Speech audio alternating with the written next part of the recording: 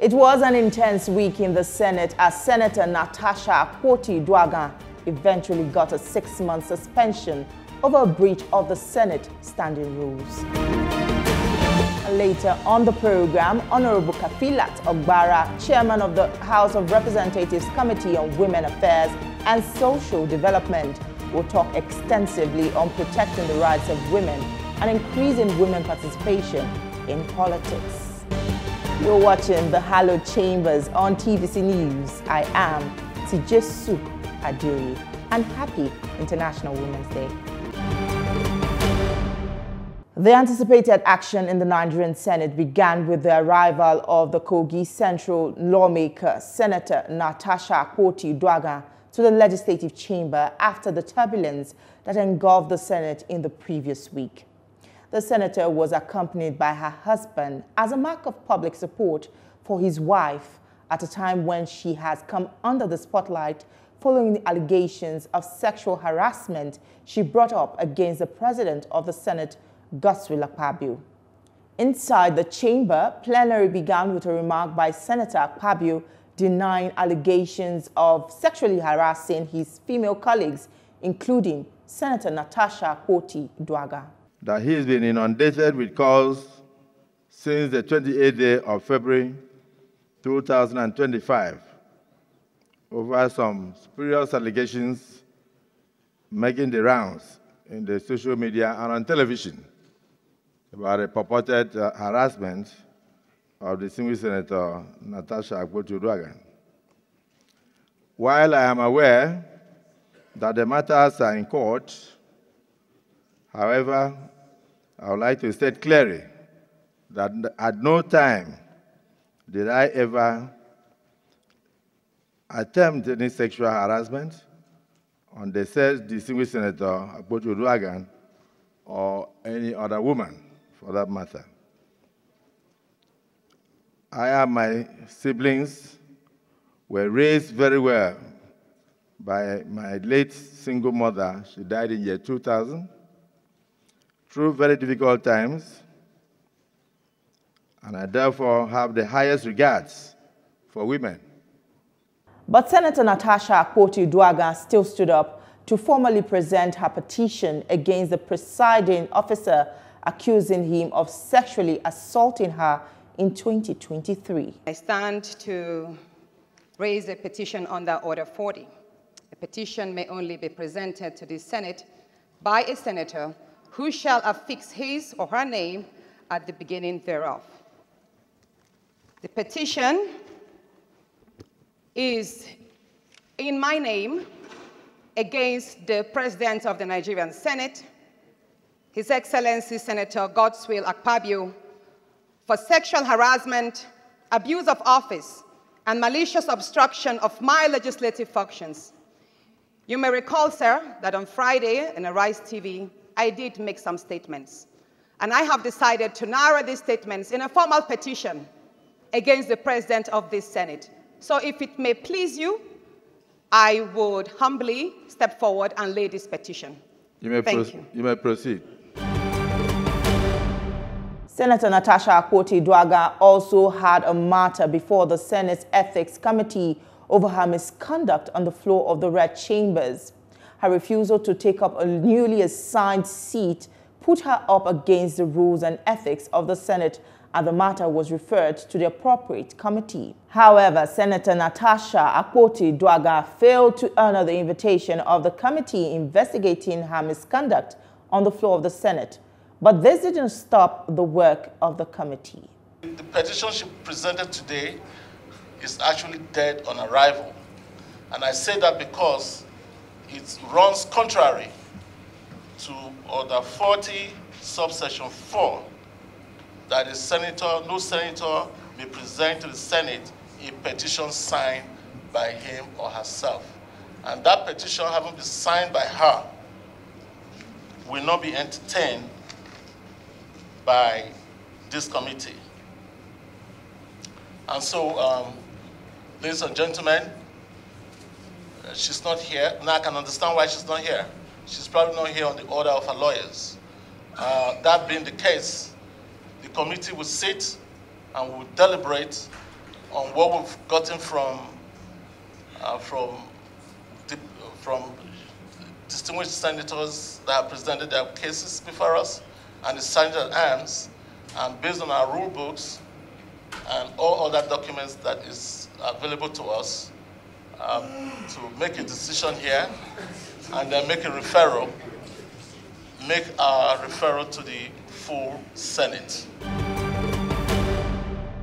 At the next legislative day, Senator Natasha Akpoti-Uduaghan was back again, but this time with a properly written petition unrelenting in her allegations of sexual harassment against the President of the Senate. I have before me a petition by a Nigerian citizen and a constituent of Kogi Central under the name Suberu Azamare Yakubu.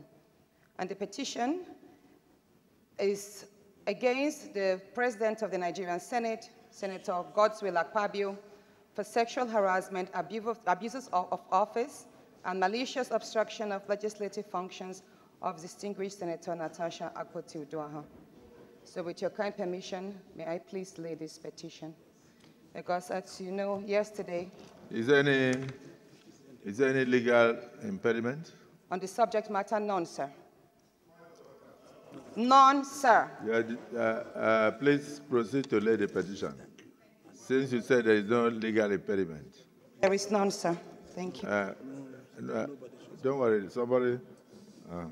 After this, it was time for the Senate to get the report from its Committee on Ethics, Privileges and Public Petitions. The chairman of this committee got down to business and gave a detailed account of their findings and made some far-reaching recommendations. Distinguished Senator Akpoti-Uduaghan came with a petition that was referred to the committee on the 5th of March 2025, accusing the Senate President of sexual harassment. And on this petition that was referred to this committee, the committee observed as follows. 1, that based on Order 40, subsection 4 of the Senate Standing Order of 2023, as amended, which states clearly that no senator may present to the Senate a petition signed by him or herself. The petition submitted by distinguished Senator Natasha Akpoti-Uduaghan ran contrary to this order, as she signed her own petition.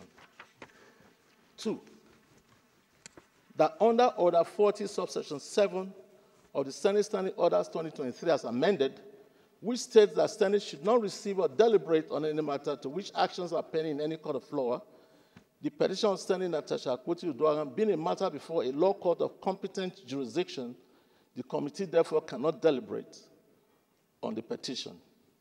3, the committee noted that distinguished Senator Natasha Akpoti-Uduaghan went to court to seek an interim order preventing the Senate and its committee from exercising these constitutional duties as enshrined in Section 88, subsection 1 of the Nigerian Constitution 1999 as amended. The committee felt duty-bound to exercise its constitutional functions. It is noted that legislative investigation is part of lawmaking. It is adjunct of the legislative process. Accordingly, any investigation carried in the exercise of those powers are constitutional and competent. 4, it is interesting to note that while on one hand, Senator Natasha Akpoti-Uduaghan sought in breach to restrain the Senate from doing its constitutional duties under Section 88, subsection 1 of the Constitution of the Federal Republic of Nigeria, 1999, as amended, she also brought a petition to the Senate, arguing that her petition on sexual harassment has merit, which must be accepted and acted upon by the Senate. Accordingly, the petition was referred to the Senate Committee on Ethics, Code of Conduct, and Public Petition for action. The distinguished senator cannot, on one hand, seek to prevent the Senate from doing its duties on a petition based on a motion brought against her, and on the other hand, insist that her petition on sexual harassment to the Senate be acted upon through the Ethics Committee. He who comes to equity, Mr. President, distinguished colleagues, must come with clean hands. The committee recommends as follows. 1, that the Senate do suspend Senator Natasha Akpoti-Uduaghan for 6 months for her total violation of the Senate Standing Rules 2023 as amended for bringing the president, the presiding officer, and the entire Senate in general to public opprobrium. 2, that for the Senate to consider lifting the suspension or to reduce the tenure of suspension, Senator Natasha Akpoti-Uduaghan shall submit a written apology to the Senate before the reconsideration by the Senate. 3, that the Senate do suspend Senator Natasha Akpoti-Uduaghan with effect from 6 March 2025 from all legislative activities forthwith. Then it was time for the whole Senate to vote on the recommendations of the committee. It was a unanimous voice vote as the President of the Senate read out the consequences for Senator Natasha Akpoti-Uduaghan's misconduct and deliberate refusal to obey Senate rules. Our salaries and allowances, including those of our legislative aides, be suspended, and the dismissed Senator Oju Sakalo has proposed that the salaries and allowances of the aides be spared, even if they don't, and like he said, he further amended it to say, even if they are not allowed to come within the vicinity of the National Assembly, because they are here only at our instance, but that their salaries should be spared. Those who are in support of the amendment, that the salaries of the aides be spared, say aye.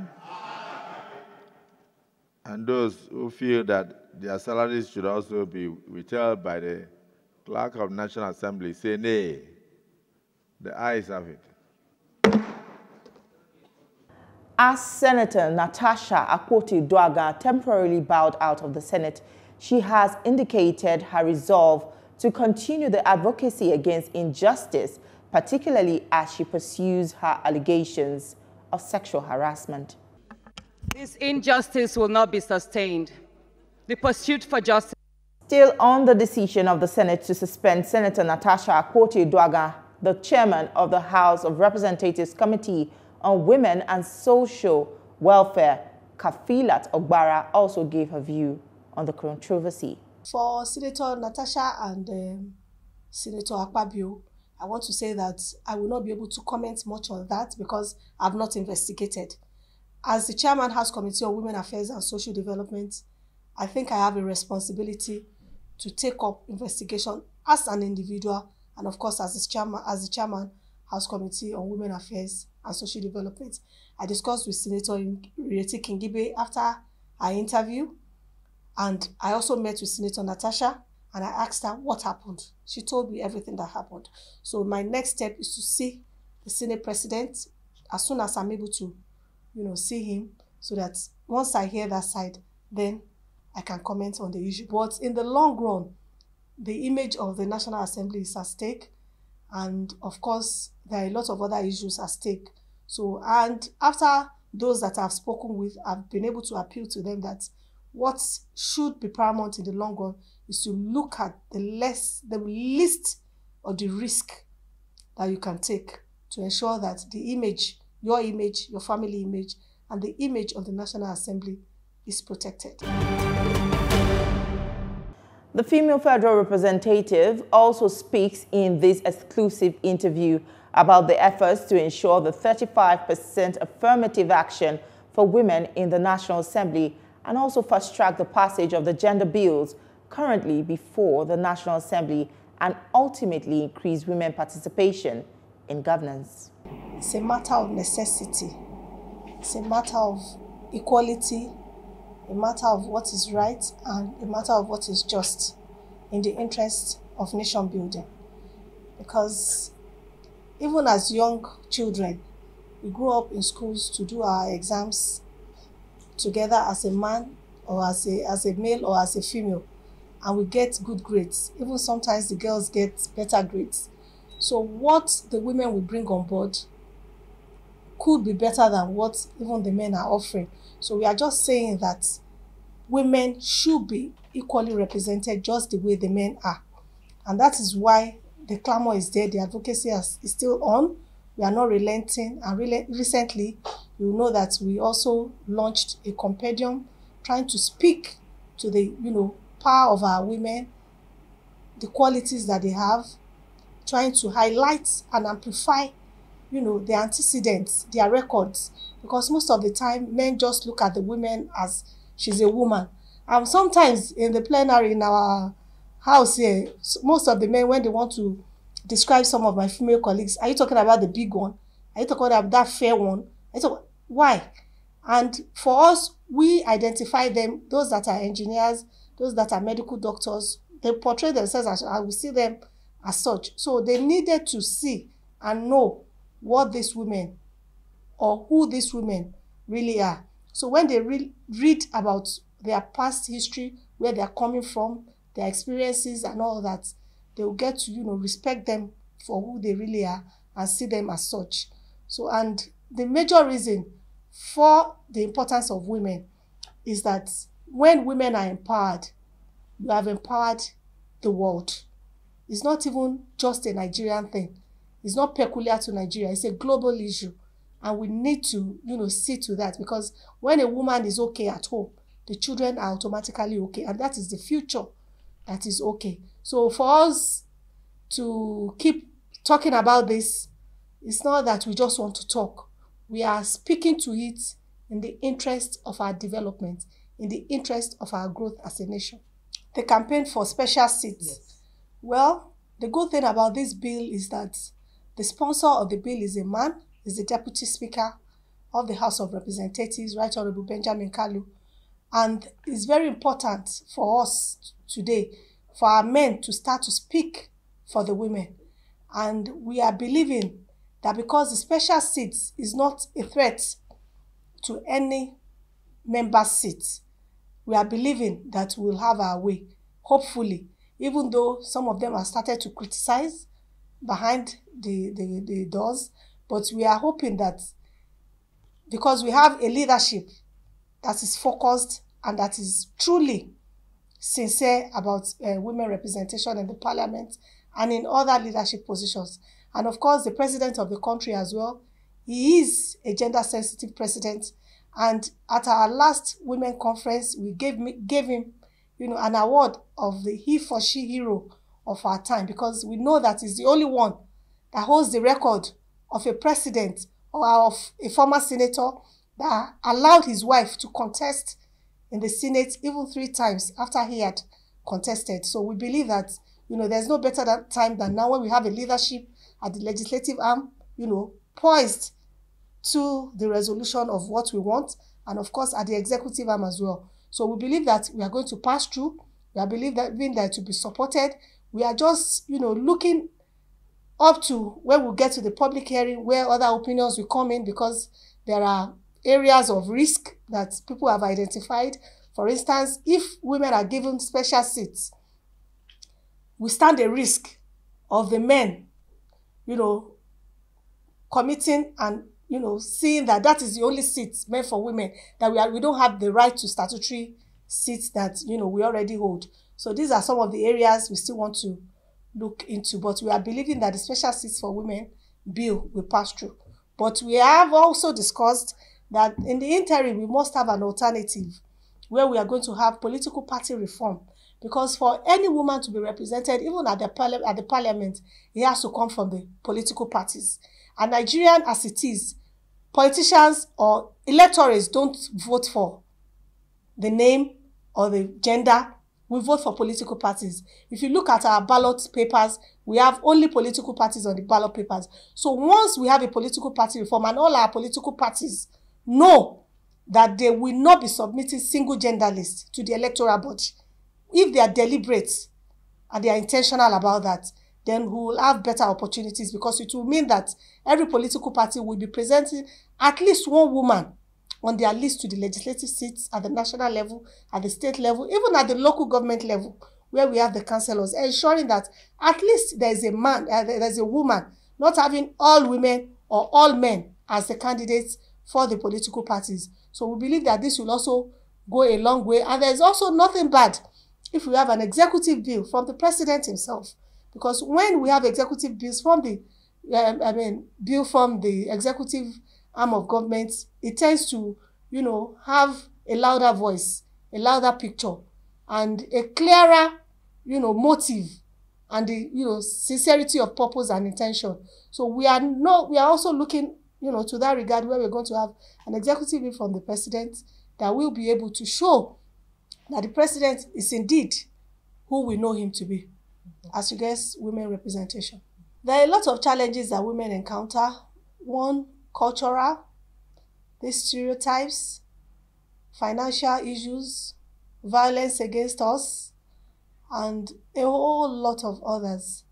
But I believe that our women can overcome these challenges if they are confident enough, if they are resolute, and they are determined to go for what they want by being focused.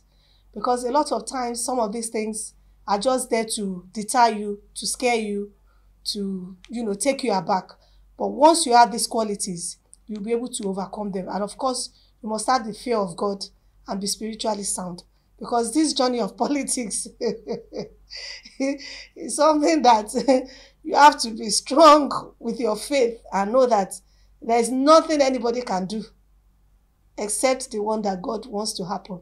So it's very, very important. So, and I believe that a lot of women still needs to be encouraged, still needs to be mentored and be, a lady that just left my office now, we spoke online and she contested House of Rep in Abuja and all that. So I've given her hope, I've inspired her, I've encouraged her and all that. So these are some of the ways we can continue to encourage our women. Those that are already there, we must lift others up, encourage the others so that we can move together, because the more, the merrier for us. And I also want to encourage most of our members in the house. And I believe that there is nothing the men are doing that women cannot do. And I'm very, positive about that, because for me, I have always had the vision as a young lady, even from the University of Lagos, where I was a student union leader. I was the first female, student union treasurer for University of Lagos, where I was always particular about the welfare of the students, about ensuring that what the school needed to do, about the rights of the students and all that. So that had always been me. I've always, cared about my immediate environment. Even in the estates where I've lived, I've always been concerned about what happens around me, because I believe as a Nigerian, I should not wait to be told. I must be able to contribute to my immediate environment wherever I find myself. So that has been the goal, and it has been the driving force. And I believe that if I have bigger responsibilities, I will do better than a lot of men. For a woman, if you want to contest an election, you need all the support that you can get from, everywhere. So, and that I got in a lot of ways. And of course, the major support I got was from the national leader, our leader, Asiwaju Bola Ahmed Tinubu, whom, for me, I started his campaign even when he didn't even think he wanted to contest, even when nobody believed he could get there, even when I am sure, I can say it anywhere, that he himself was not sure he was going to contest.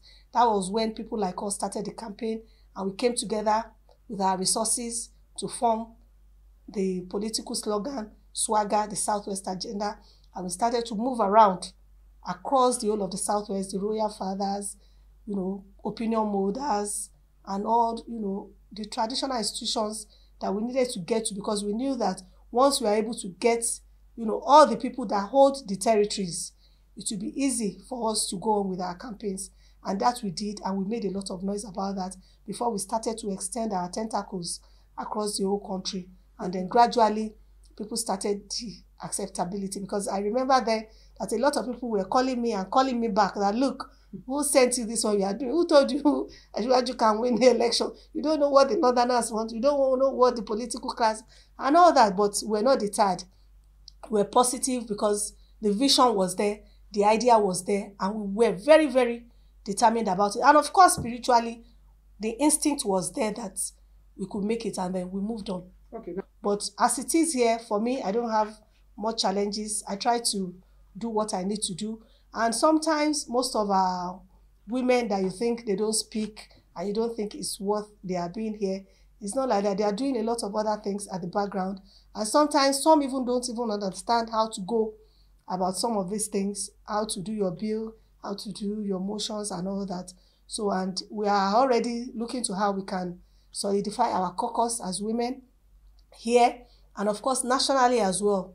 I spoke to the UN women so that we can come together and have a national caucus of female elected caucus at the national level, state level, and even the local government level, where women can come together, because a lot of women are going through a lot, even in their constituencies, and they don't have anyone to talk to. They don't even know how to go about. So such a caucus will give us that bond.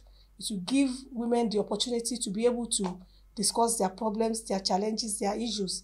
And of course, we will not only use the platform to discuss such alone, we'll use that platform to also see how we can support such women, how we can mediate, how we can interface and interfere in the challenges that they face. That is our program this week. You can watch a repeat broadcast at 7 a.m. on Sunday. You can also see this episode again on TVC News YouTube channel. Please do not forget to subscribe, like, and share. Thank you for watching. I am Tijesu Adeoye. See you next time.